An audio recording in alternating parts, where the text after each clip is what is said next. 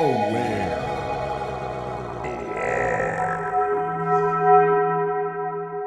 Wild black raspberries growing Mm, up. Just a little bit, like on a bike ride. I didn't know what they were. I just knew that they were edible because I saw my dad and my brothers eating it. But I didn't spend much time outside growing up other than playing in mm-hmm. the yard, soccer, football, all that stuff, but not in the woods. I mean, the woods was a strip of land behind my house was the woods to me, not Mm-hmm. necessarily like a state park or a forest or anything like that. But I'd say about 10 years ago, I got into nature through health and nutrition. I just started focusing on foods and the way foods were affecting my health. And Mm-hmm. that was new to me at the time because I thought that I could eat anything and I'd just feel good forever. And I realized that's not the case. And so I just started, you know, choosing healthier foods, healthier options. And as part of that process of researching quality foods, I inevitably discovered wild foods. And I was lucky and fortunate to have some friends that lived nearby that were into foraging and they were teaching some foraging classes. And so I just quickly became friends with them and started going on walks and hitting them up anytime I had a question. And from there, it just kind of exponentially increased as far as desire and my absolute need to be out there, Mm. essentially. I realized that I needed to be out there eating as much as I possibly could wild foods. And it's not like I'm 100% wild foodist right now, but if I don't go outside and nibble on a couple things at least once or twice a week, then I can feel the effects of it. Interesting. So, what kind of stuff were you doing before you got into the wild foods and the foraging? Because it seems like at this point, from what I can tell, you spend a lot of time doing it, making the videos, and I know you do some classes too, right? Yeah, for You sure. I take teach a lot people of out. classes. Yeah. So, I mean, that obviously must take up a ton of your time. Were you doing anything interesting before that, or? Yeah, so I was playing heavy metal Nice. and traveling North America and made my way into Europe. I was playing in a band. Music Nice. was really big growing up. Yep. I was kind of like pushed into the music field as far as guitar lessons and drum lessons and trumpet lessons and piano lessons and euphonium Mm. lessons. So it was all music growing up because my Sure. dad is a musician. And I went to school for music at the university level, Mm. made my way out to California and just played rock and roll for a little bit. And right around Nice. that time, I realized, that kind of lifestyle wasn't really supporting my health in the way that maybe I thought it could be.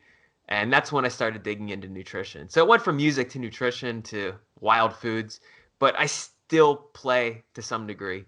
I still Cool. appreciate the music, but it's not a big part of my work, at least currently. We'll see what happens in a couple years. Sure. Cool. Um, so you say if you don't nibble on things a couple times a week, you can feel the effects. What do you feel like the positive changes have been specifically from the wild foods, not just, changing your diet in general? Because I like to eat, I try to eat healthy, just real food, in general, whole foods as much as I can. Um, I'm a pretty, I'm a newbie when it comes to foraging and wild foods still, but very interested in it.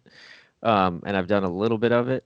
I'm just wondering what you've noticed as far as the impacts on your health and what you notice when you don't eat as much wild food.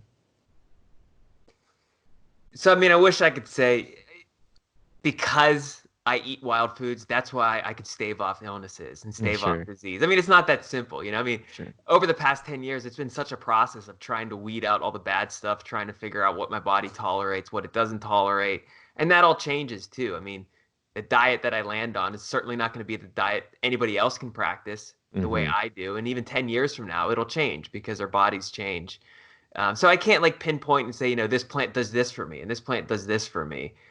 But what I can say is that by eating those foods from wilder spaces, what I have gained tremendously, and I don't gain this by eating foods from the grocery store, is a deep connection to that land where that plant was growing or where Mm. that mushroom was growing.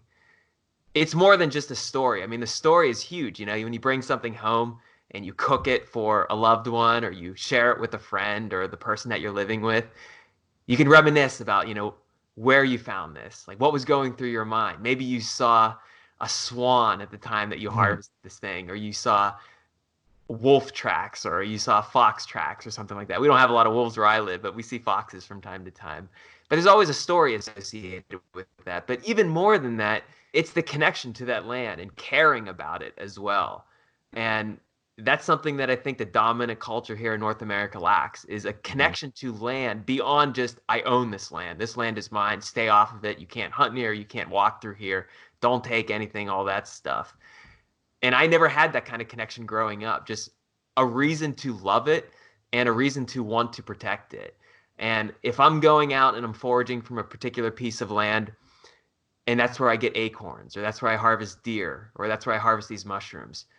And because I care about that place, I'm more likely to pick up trash that I see there, not from me, but from other people. I'm more likely to perhaps donate to land trusts that are taking care of that land or donate to nonprofits that are taking care of that land. And I'm way more likely to prevent anybody from coming in there and damaging it in any way, meaning a developer coming in and raising it to the ground and putting up a new condo or a strip mall or something like that. So it's Hmm. the connection I think that I get more so than anything else. Of course, I mean, you get the nutritional benefits, you get the medicinal Sure. benefits in ways that you can't obtain just by eating highly, highly, highly domesticated foods. But I think the Mm. connection is the biggest part. Yeah, that makes a lot of sense. My sort of entry point has been, which I'm sure a lot of people who have gotten into this stuff could probably relate to, has been medicinal mushrooms. Just sort of realizing like, oh, I can find, a maitake around my area or whatever, and just how like exciting that can be to actually realize that you can find that stuff around and it's got all these medicinal properties and it's tasty and all this stuff.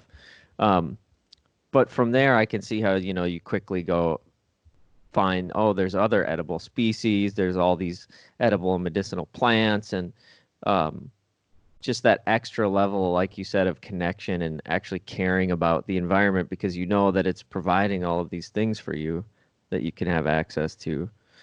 It's a different level of sort of appreciation and motivation to do all those things like you were saying, rather than just like we got to cut down carbon emissions and quit driving cars as much, or else like something bad's going to happen.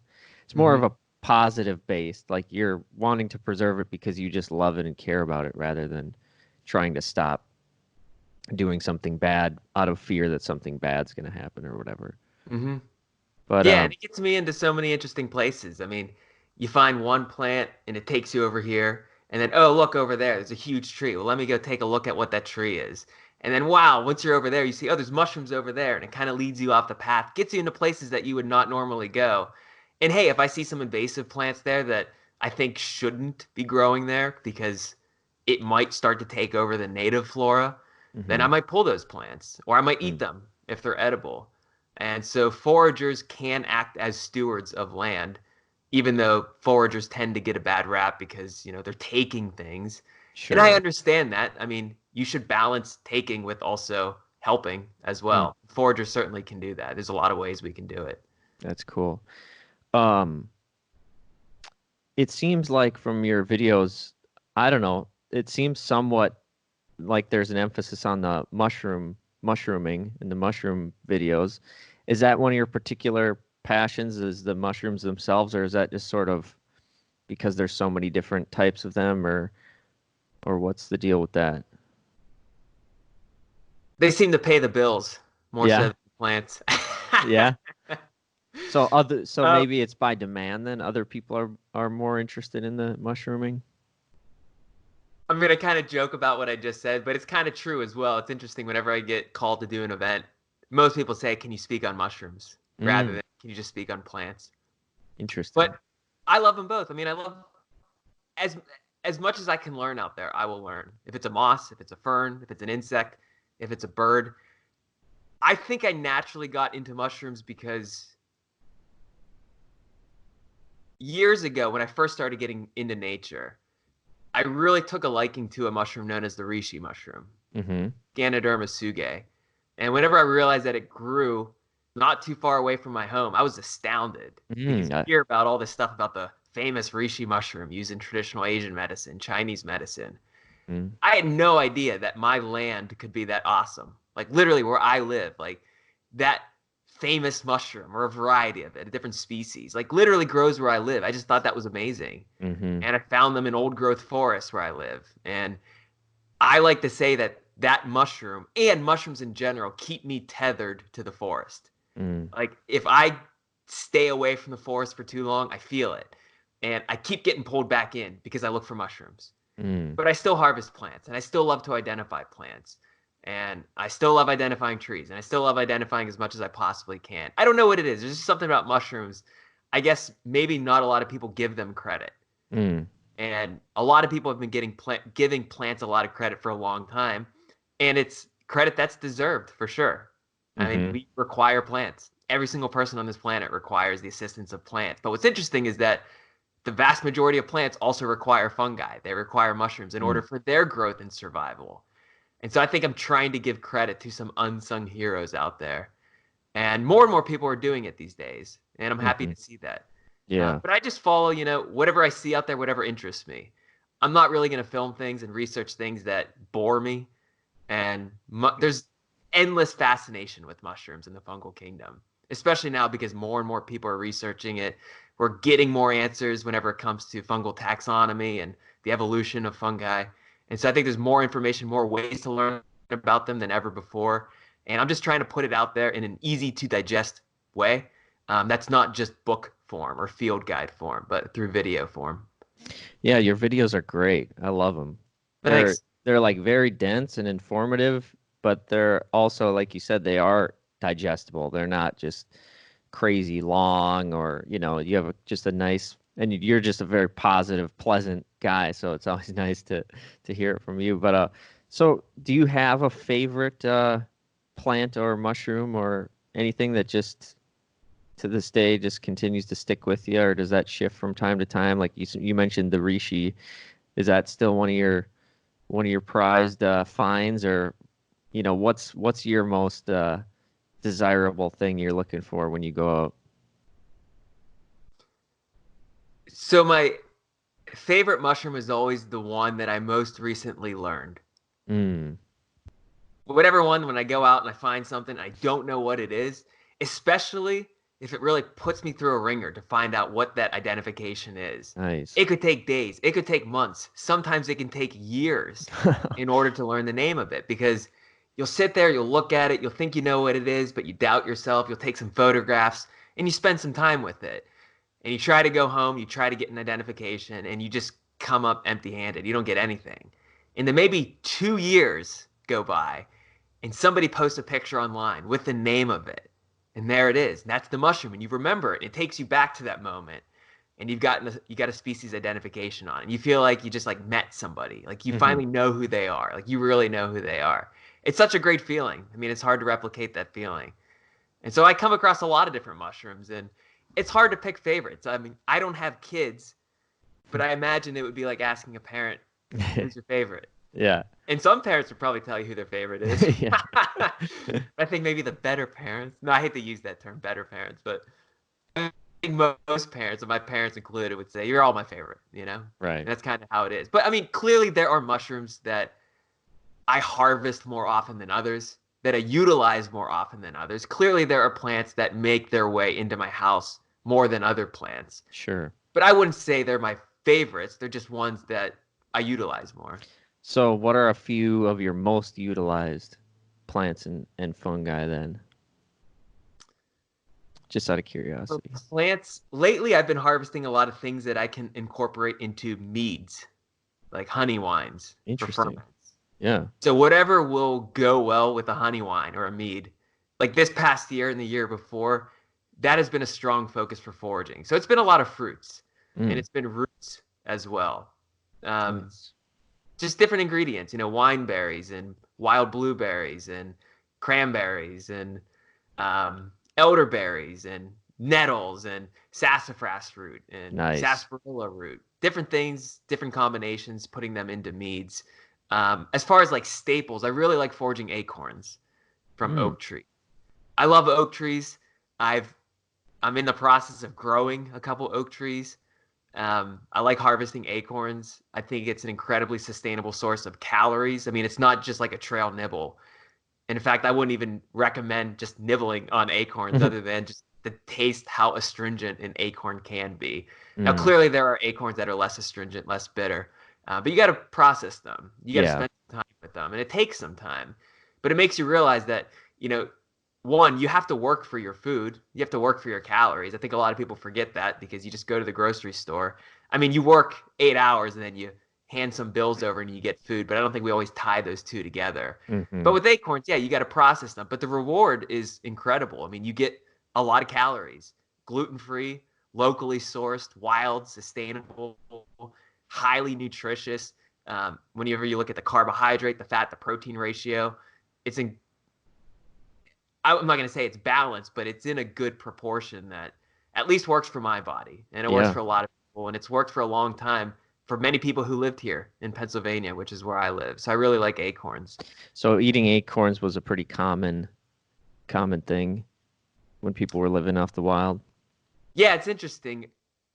Acorns have been consumed on 4 different continents Mm. around the world. So it's not just here in North America. Primarily here in North America, it was, northeastern United States, Great Lakes region, California as well. And in some California cultures, so we're talking centuries ago, it's reported that over 50% of their yearly caloric intake was from acorns Whoa. alone. 50%, which is insane. I mean, that's a Yeah. lot. And whenever you eat acorns, you understand why somebody would do that Mm. because it's great. I mean, it's nutty, it's mild after you do release the tannins and get rid of those tannins, and you have to. I mean, They you can be can't just make. toxic if you don't process them, right? Yeah, I mean, there are tannic acids or tannins that are found in pretty high concentrations in acorns. Now, tannins, I mean, a little bit of tannins, that's all right. You drink Hmm. wine, you get tannins. You eat chocolate, you get tannins. A lot of plants have tannins in them. The thing with acorns, they have a lot of tannins.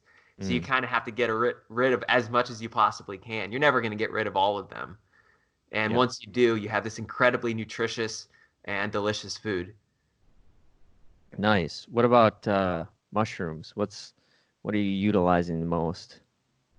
So I just harvested some oyster mushrooms the other day. Mm. I found a nice cluster on an elm tree, and that's a mushroom that will continue to fruit through the cold months. So it's Mm. a cold weather species, at least the one that I harvested the other day. So that's Pleurotus austriatus. The great thing about oyster mushrooms is that there are lots of species of them. And if you can generally identify an oyster mushroom, like if you had the morphology down, you can harvest oyster mushrooms all year round because there are different varieties that grow different seasons. And so the Nice. winter one grows fall, winter, spring, at least where I live here in Pennsylvania. So I like harvesting oyster mushrooms. Enoki is another one that I recently harvested, also known as the winter mushroom or velvet shank. It's Flammulina volutipes. Interestingly, you can buy that one at the grocery store, Mm.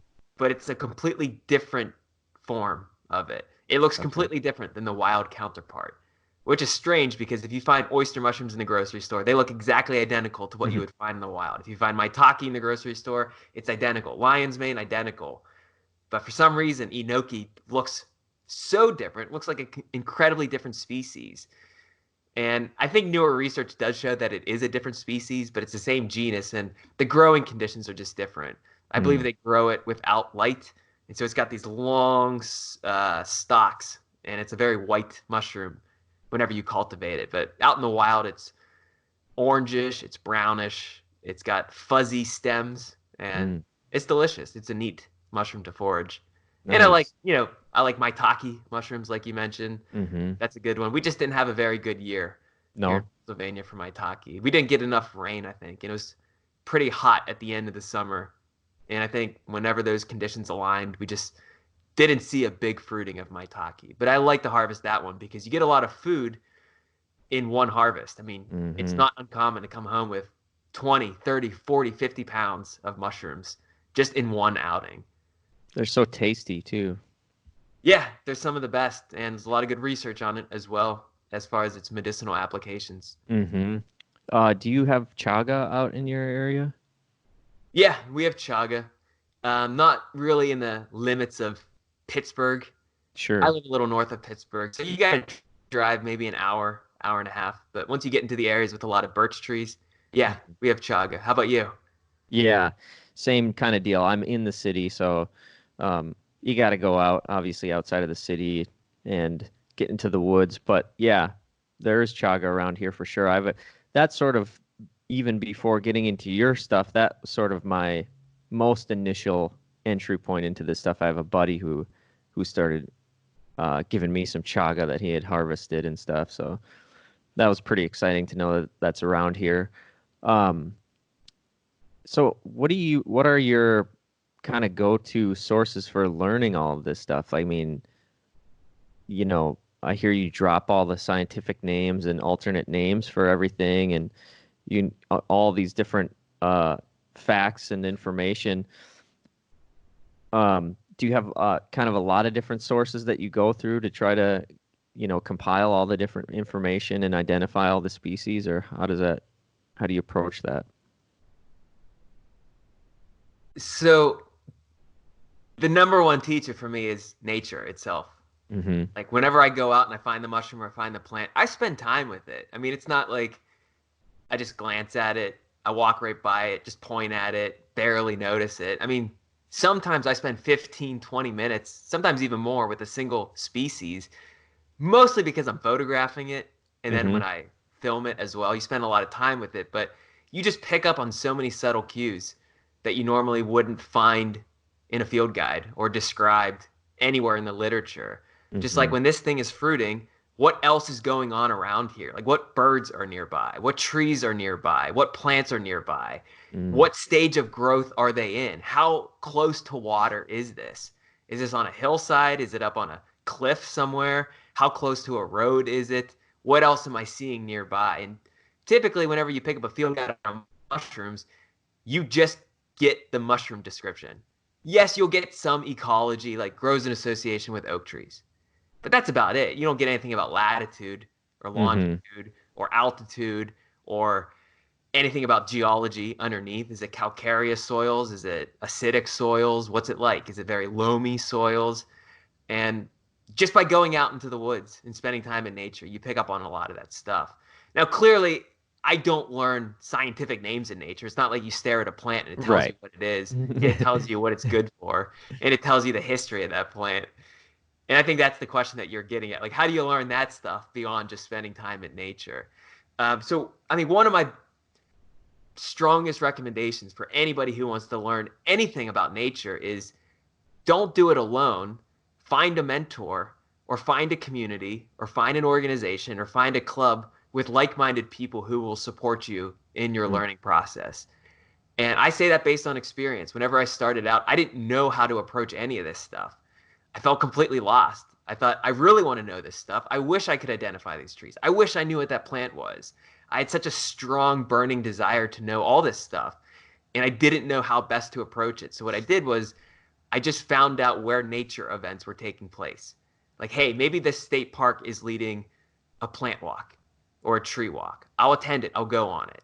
And I'll become friends with the educator, the guy who's leading it or the lady who's leading it. And maybe I'll meet somebody there as well. And maybe I'll ask them, how did you learn this stuff? Or even when you go on these walks, they tend to attract people who know bits and pieces about different things. And so if you just walk and if you just listen to the people talk, some people will point out the butterflies, some people will point out the mosses, some people will point out the plants, some people will point out the trees. Everybody's bringing something. And just by being part of that ephemeral community just for that hour, you're just picking up so much information. And then approach them as well and say, hey, like, would you mind maybe next time you're going out on a walk, if I could come with you? Or if I have any questions, can I email you a picture?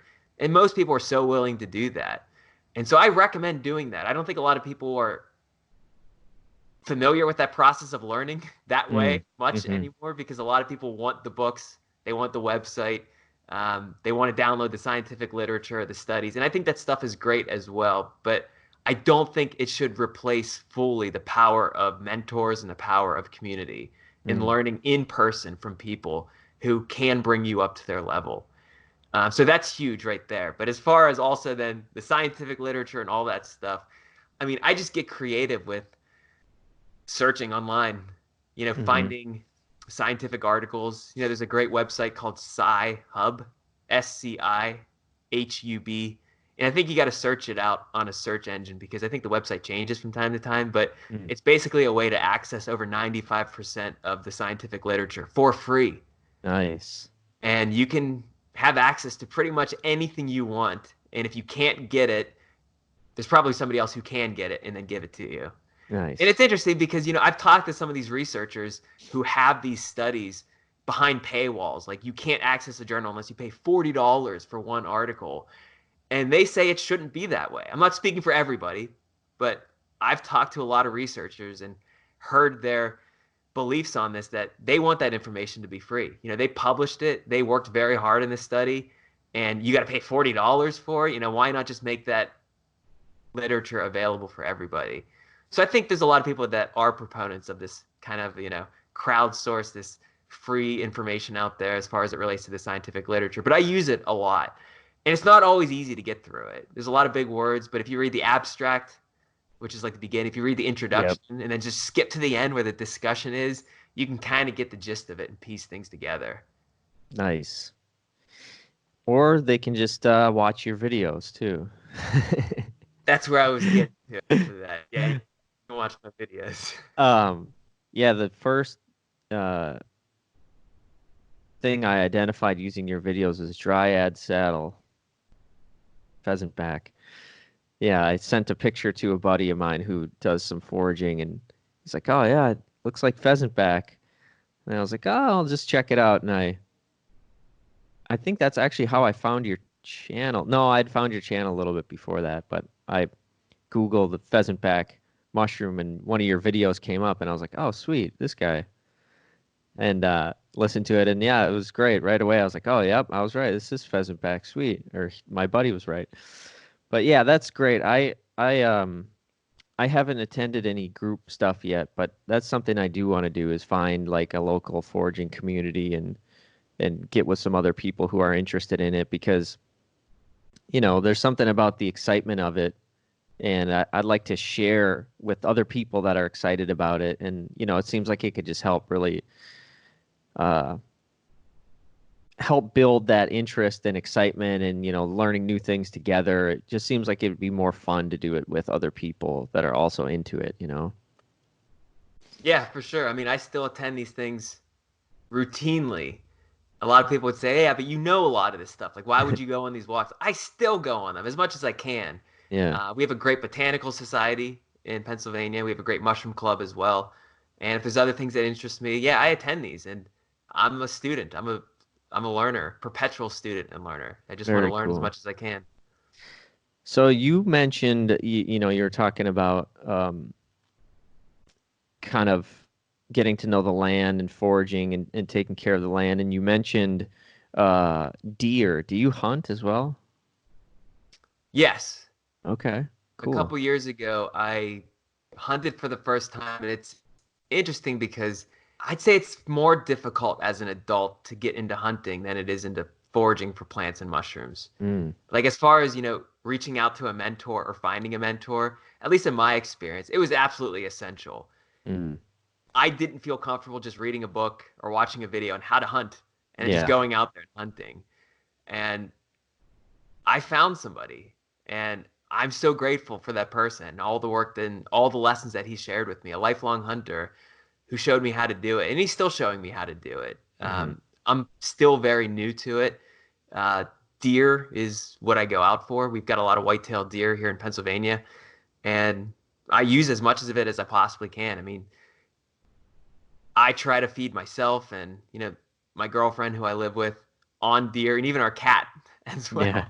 And I just feel better about it than purchasing meat, shrink wrap meat at a grocery store that Yeah. was shipped from Argentina or shipped from somewhere else in the world that isn't an animal that was born and grew up and was part of the ecology of the land where I live. Hmm. And in a way, I mean, it's an act of conservation as well. I know some people might take issue with it, but we do have a lot of deer in Pennsylvania. I'm not going to say they're a nuisance because there's a lot of people as well, Hmm. but they do tend to eat a lot of our native flora. There seems to be areas where there is an overpopulation, and I feel, at least this point in my life, and it's the same feeling with a lot of conservationists and biologists, that an act of conservation here in Western Pennsylvania is to harvest white-tailed deer. And not just for sport. It's never about sport for me. I'm not Yeah. interested in shooting the biggest buck. I've never shot a buck. Yeah. I want something that's going to feed me. Yeah. And I'm incredibly grateful for it. I mean, I don't think that my life is more valuable than its life. That's not the way I approach it. I know that its life, her life, the doe, her life is just as important as mine. But I know that in order to live, in order to not only survive, but in the circumstances that we're given right now, wild meat does that for me. Yep. It's not just plants, it's not just mushrooms, but the meat as well. And this could all change in a couple years. I don't know. Yeah. But yeah, it's something I've been getting into a lot more lately. Yeah, hunting was common where I grew up when I was a kid, and my dad brought me a couple times when I was young, and I shot a deer when I was, I don't remember, 14 or something, 15 years old. Um, but at the time it was just weird. I just felt terrible about it and just felt weird about it because I was like, I wasn't intentionally going out and doing it on my own to like eat a deer. I didn't really care. I probably wanted to eat, whatever, French toast or something. But I just went out with the family. But now as I've grown up, I haven't hunted since then, but now as I've grown up, I feel the same as you about I don't eat a ton of meat, but I still eat it, and I would, I try to at least get stuff that's local from farms that are good around here, but I would like to, I mean, it's something I've definitely thought about and been interested in along with foraging is like if I'm going to eat an animal, maybe I should be going out and being connected to the process and actually killing the animal myself. Mm-hmm. So yeah, it's definitely I'm inspired by your whole approach to the entire to to not only foraging but that as well.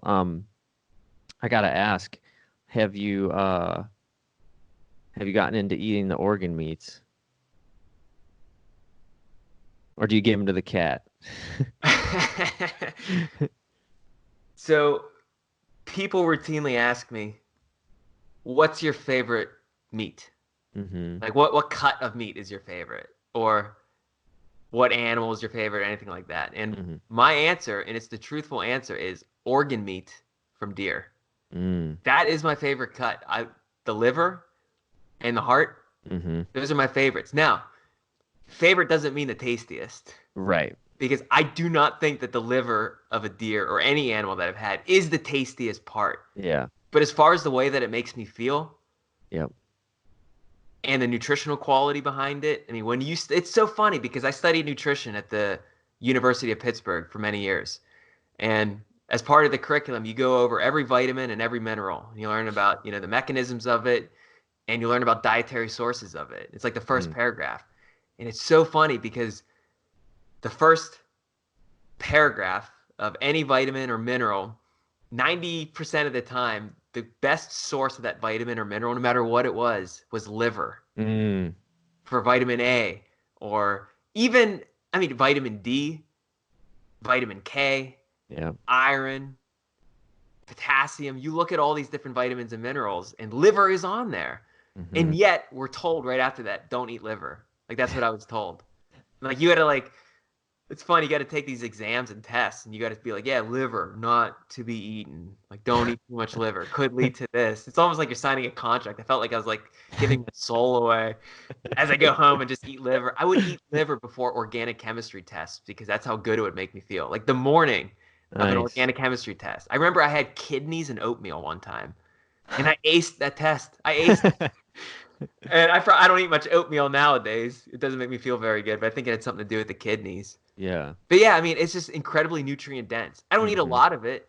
It's just one of those things that, in my life at least, is part of the healing journey.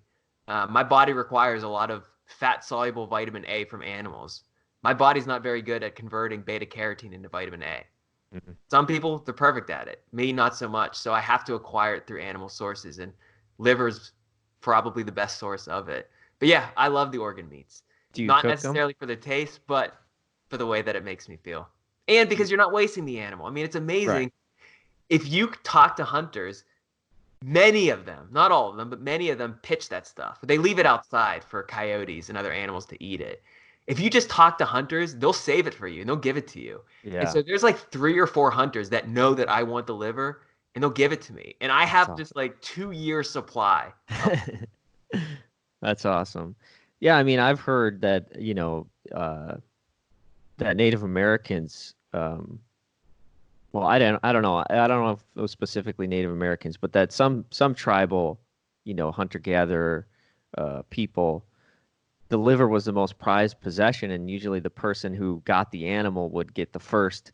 They would eat it raw, get the first bite right off of it, right after they killed the animal, which is pretty intense. But um, it's just kind of funny. I've heard people talk about like if you laid out for a dog, like organ meats or muscle meat, like they're going to go for the organ meat first every single time because they just instinctively know how much more nutritious it is. Um, so do you cook the organs or do you eat them raw? whenever I pull it, and this might be graphic for a lot of people because we're Yeah, getting to some like pretty sticky territory, but sure. with all respect to the animal that I harvested, whenever you have that liver in your hand, Yeah, my natural instinct is just like to eat that thing right there. I don't do it though. It's sure. like you look at it, then you hear those stories that you just mentioned. And it's like, I wonder if I'm supposed to do that because I Yeah, want to right now, but I don't. Only because it does taste a little better cooked. I think it probably does. I've never had it raw, and yeah, there's like your friends like looking at you, like, what are you doing? Is he? Why is he doing? Why is he thinking about eating this thing? It just like looks pretty weird. But no, for I cook sure. them. Yeah, you cook it with onions. You put Yeah, some seasonings on it, and it's a very special meal. I mean, it's not a meal that you could just like scarf down in a couple seconds, or like you're getting in your car and you're in traffic and you're just eating liver. Liver. yeah. This is a meal that I think about for like a day. It's like, all right, tomorrow I'm having liver. And Mm, I set aside time and it's like I just sit on that like chair and I eat the liver and I'm thinking about the animal and I'm expressing gratitude for it with every single bite because I mean that flavor is just so powerful it and is. there's no way you could be thinking about anything else. It's like you're very present when you're eating. And I think that's something that we lost with the eating process. Like you can be absolutely absent whenever you're eating these days. You don't Yeah, think about anything. I mean, you could be paying bills, you could be having a conversation with somebody completely lost in that conversation. You could be driving in a car, you could be doing deals. But with a liver, it's like, nope, that's time spent, quality time spent with this animal, even though I harvested it maybe a year ago. yeah. I always wonder what, you know, being busy like that and doing other things while you're eating does to like your digestive process too, you know, being stressed out, like answering emails or something while you're eating. But to get, back to thanks for sharing all of that. I appreciate it. I know it's not exactly, what you're doing with all your videos and everything, but it's cool to know. So you do a lot of different speaking types of things or Yeah, so I do a lot of live events throughout the year, a lot of traveling, mostly in the northeastern United States, Great Lakes region. And yeah, I teach foraging, mostly mushrooms, foraging for nice. mushrooms. And I do a lot of like keynote presentations as well. So it's not just outdoor stuff, but um, sometimes I'll speak on the philosophy of nature connection and things of that nature rather than just taking people out into the woods and showing them things here and there. Yeah, I do all kinds of things. I like traveling because I get to meet people who are normally behind the computer, and I never ever get to see people when you're Yeah. filming because it's just a tripod that you're looking at, and you never know who's out there.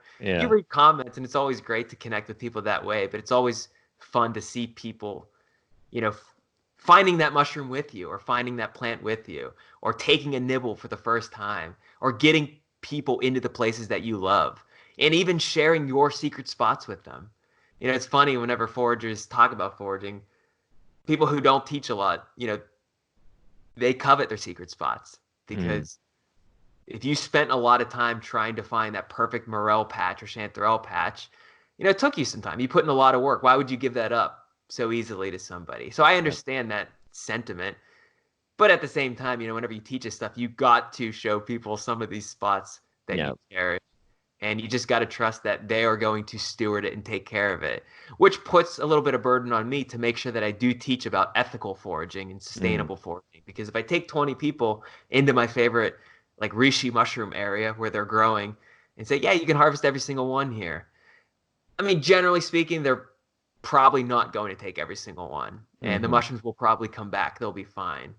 But I'm very aware of the impact that this kind of teaching can cause.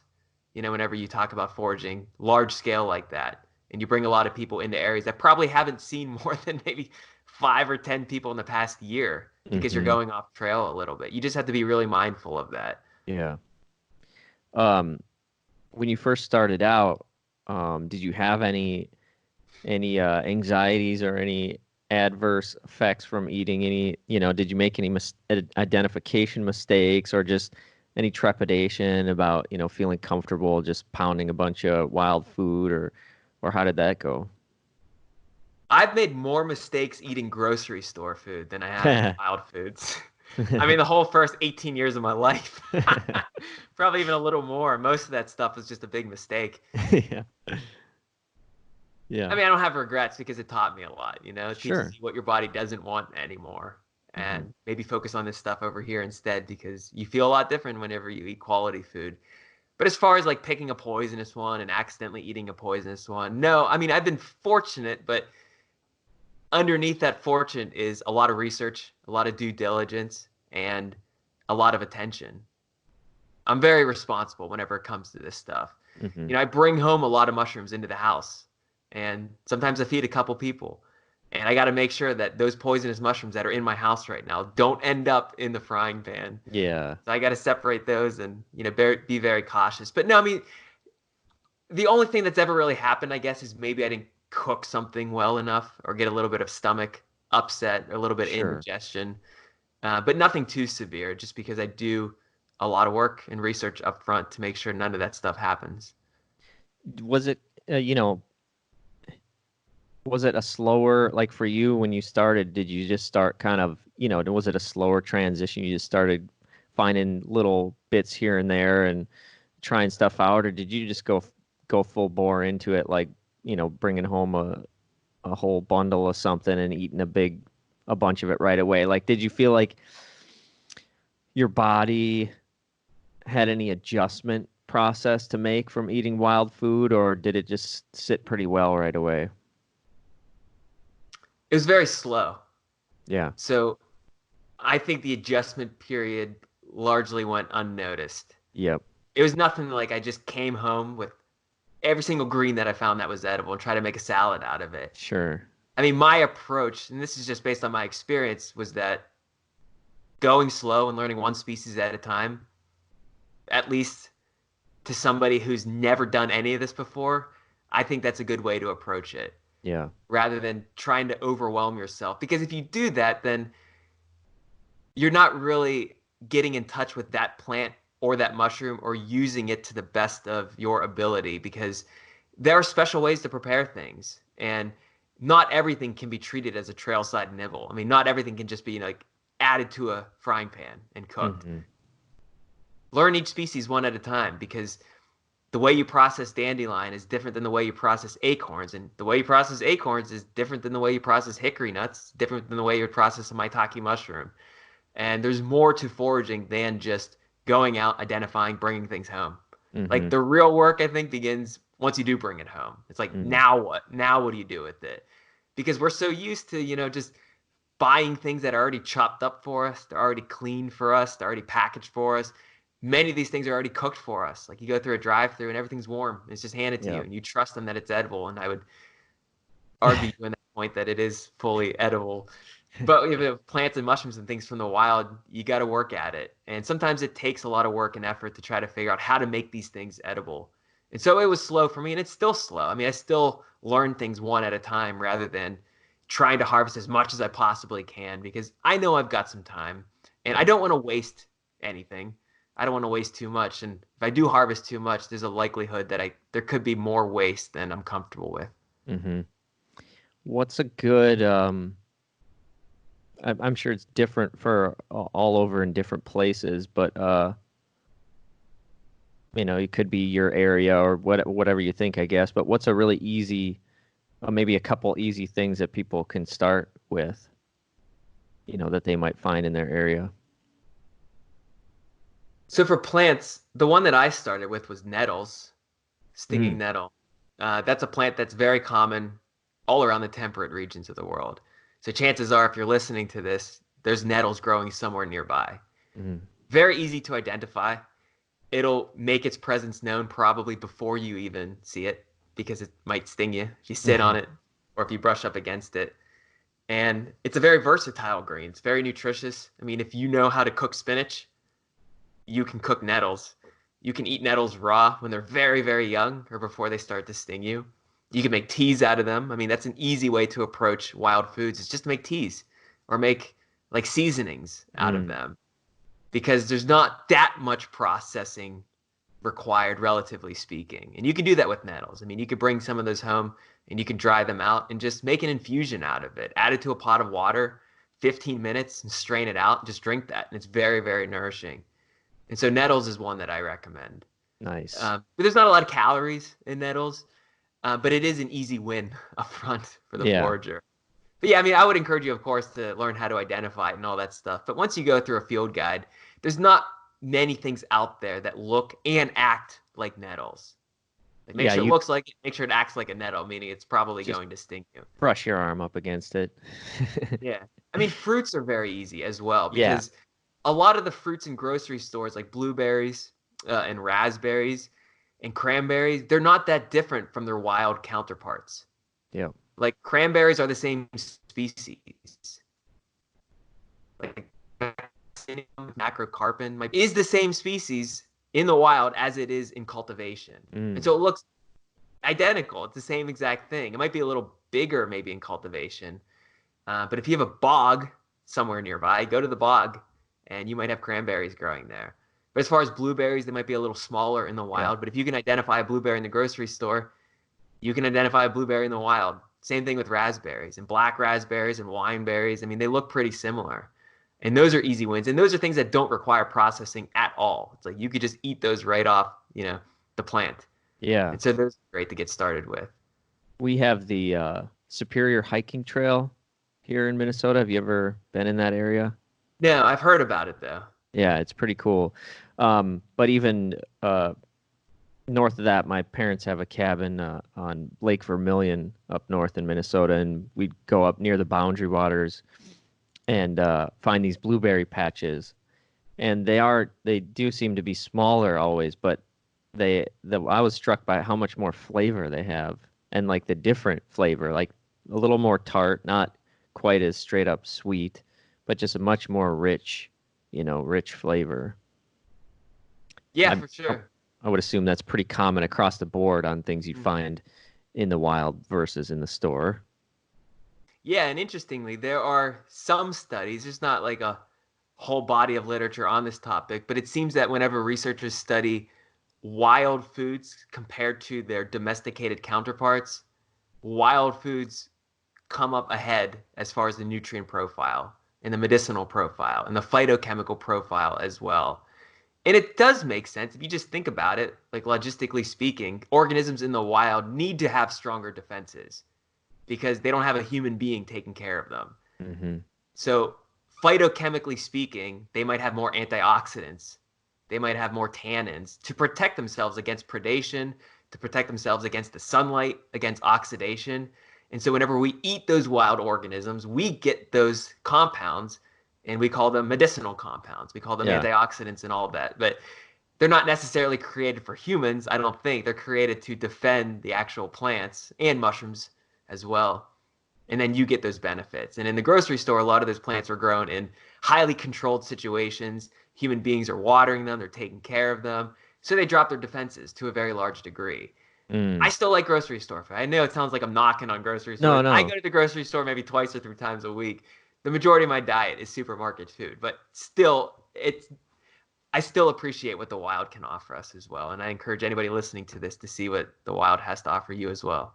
Yeah, well, I think about even the soil, when you have all these other plants around it, leaves falling, insects having droppings, other fungi, all these different plants and things around, nourishing the soil and the diversity of all the things that are growing around versus just, one giant field of just raspberries or whatever. You would imagine that the soil is going to have you know, uh, quite a difference in the amount of nutrients and things that are actually feeding the plant. Hmm. So what are some of your most new, your most recent kind of things that have been interesting to you as far as, any new plants you found this summer, or, you mentioned, I think, a newer mushroom that you had been interested in, but is there anything that's been exciting to you recently in getting out and foraging? I mean, every time I go out there, there's something new and interesting. Yeah. That's the beauty of nature. It's never the same. It's never static. It's always dynamic. And then you come back into your house and you see that, oh, everything's the same. Like nothing changed. But out in nature, I mean, literally hours can go by. And if you just revisit that same spot again, you'll see little changes, little subtle changes. And I try to pick up on them. And so it's never like I have the intent to go out there just to find some amazing thing that just like blew my mind and I can't wait to share it with the world. If that happens, that's perfect. But I know that, the magic is to be found in the ordinary. Hmm. And I think nowadays people are trying to do the opposite. They're trying to find, magic in the extremes. And you Sure. can find it for sure, but I find it in the ordinary. And that's how I try to conduct myself in this world. And that's why whenever I film a video on a little cup fungus that most people would just walk right by, or even if they could identify it, would be like, yeah, that's what it is. That's all that it is. I'll spend 10 minutes on it in a video Hmm. and just try to blow your mind on how fascinating this thing is and Yeah. why was it called this? Like, it's got a funny name. Why do people call it this? Was this used for anything? What's it doing out here? Like, why is it here? What's it growing on? What's it associated with? Here's how you can find it as well. And so that's what I think I try to really put out there in my videos, trying to find the magic in the ordinary. That's cool. Because not that not everybody's doing it, but I think people tend to focus on the big and the bold and the beautiful and the colorful. But sometimes it's just the littlest things, like the smallest things that can really amaze you. For sure. Yeah. So what is there much going on in the winter? What do you do in the winter as far as, when everything's covered in snow? What's the game plan there? Florida. Foraging I in mean, it's funny. Florida. I'm actually going to San Diego tomorrow, in 2 days. But Nice. it's not to escape winter. It's to visit Sure. family. There's still stuff out there for sure. I mean, you can still find mushrooms. You can still Mm. find edible mushrooms. You can still find edible plants. Now, I'm not so naive to think that, yeah, everything's perfect out there in the winter. Like, you could find as much as you could possibly find, the same amount that you would find in the spring, in the summer, and fall. I mean, clearly your work is cut out for you in the winter months if you're trying to survive just on food. Sure. There's a lot of, I mean, there's the silence, I think, is what winter offers. Mm. And you can forge silence, I guess. I mean, you can learn to be still and you can learn to take that in. And I think, and I talk about this a lot with people, I'm really anxious spring, summer, and fall because there's just so much out there and I want to take it all in. Like, I want to take in every mushroom that I find and learn it. And every flowering plant, I want to know what it is. I want to see everything. I want to see the leaves changing. Like, I want to be there that perfect day where the Mm. sun's hitting it across the lake and you're seeing the reds and the yellows and the oranges and the smells as well. But in the wintertime, I feel like I can relax and just walk and not have to try to identify everything. And another benefit of winter for me is seeing trees in their silhouettes. Like, they really pop out to me in the Mm. winter landscape. Like big trees and funky looking trees and gnarly looking trees and trees that I would never notice before because they would be covered in brush or they would be covered in um, a mushroom that was growing in front of it, but all I noticed was that mushroom. Mm. And even though it's tiny in comparison to that tree, the mushroom stole all my attention. Just focused on that, didn't give credit to that tree. And I know I kind of talked about this earlier, but in winter, I can get into places that I normally wouldn't get into spring, Mm, summer, fall because sometimes there's just so much brush that you just can't move through the landscape as easily as you can in the wintertime. And yeah. sometimes streams will freeze over in the wintertime, so you can cross areas that you normally wouldn't be able to cross. And you don't have to worry as much about ticks in the Yeah. wintertime. Yes, there are still ticks. Clearly, I come home and it's like, oh, how did this tick get on me? It's like 20 degrees outside. Um, yeah, I mean, I still go out there in the wintertime. I don't take winters off. Sure. And I do forage. You know, there's rose hips that are still out. Some of the invasive greens are really cold hardy, like garlic mustard. There's some allium vegetables that are out there. I look for oyster mushrooms. I look for the enoki mushrooms. Um, so yeah, there's still joy and beauty and magic to be found, even in the most seemingly inhospitable of all circumstances. Very cool. I love your perspective. It's awesome. Um, so what is next for Learn Your Land in general? Do you have any, you know, new things or plans to kind of take it into different realms, or you just kind of keep on doing what you're doing?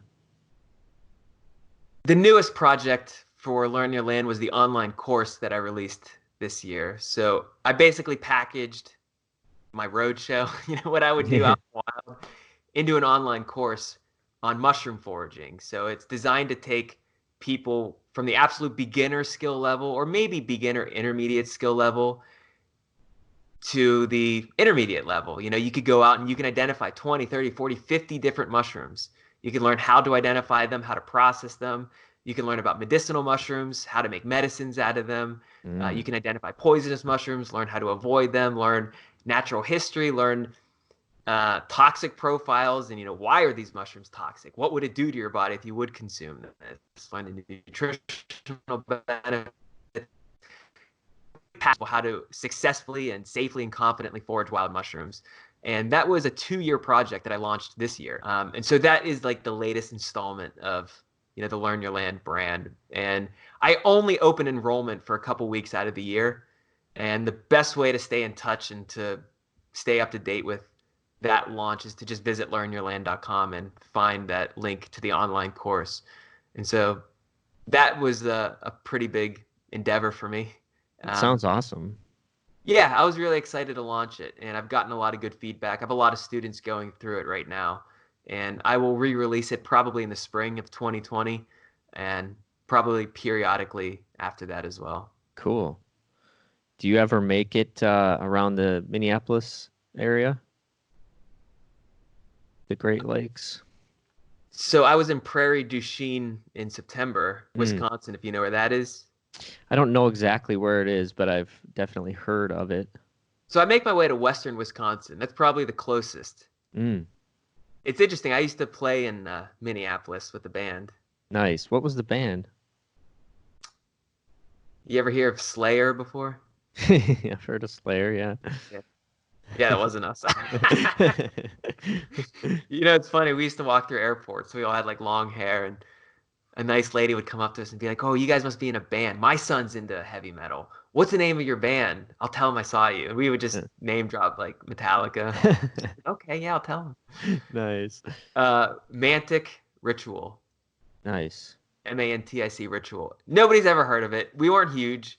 Sure. I'm not like trying to like paint this like beautiful picture of this I play a bunch of music too, so incredibly that's why I successful was rock and interested. roll band that like Sure. graced the planet from 2005 to 2009. It was quite the opposite, but it was a fun time. Yeah, for sure. Awesome. Well, I mean, you got anything else you wanna share, or just anything that comes to mind about what you're doing or what you want people to know? Yeah, I'm not the one who has the answers. Nature does. Yeah. So if you don't find the answers in watching one of my videos, that's perfect because that's not what the mission of Learn Your Land is. It's to get you outside into Mm, nature and to help you learn this not on your own, but with the assistance of the people who live where you live, who are interested in it as well. And I think it's a push against the globalist agenda to try to universalize everything. You know, mm, learn what's where you live. What I showcase is what's growing where I live, and use that as an example to maybe get out to some of the areas that you normally don't explore. Try to learn a new species maybe once a week. And so by the end of the year, you have over 50 species. And they're not just species. I mean, these are parts of your community. These are members of your community, Mm. just as much as your neighbor is, just as much as your family member who lives down the street is a part of your community, as the local sheriff is part of your community. Hmm. That fungus that's growing at the base of the tree down the street, that is a valuable member of your community. And I'd encourage you to learn it. Even if you don't think it's worth it, I'll guarantee that the rewards are there. Maybe not advertised as beautifully as, a marketing campaign on the side of a highway, but the rewards will come to you, if not then, then a little bit down the line. Very cool.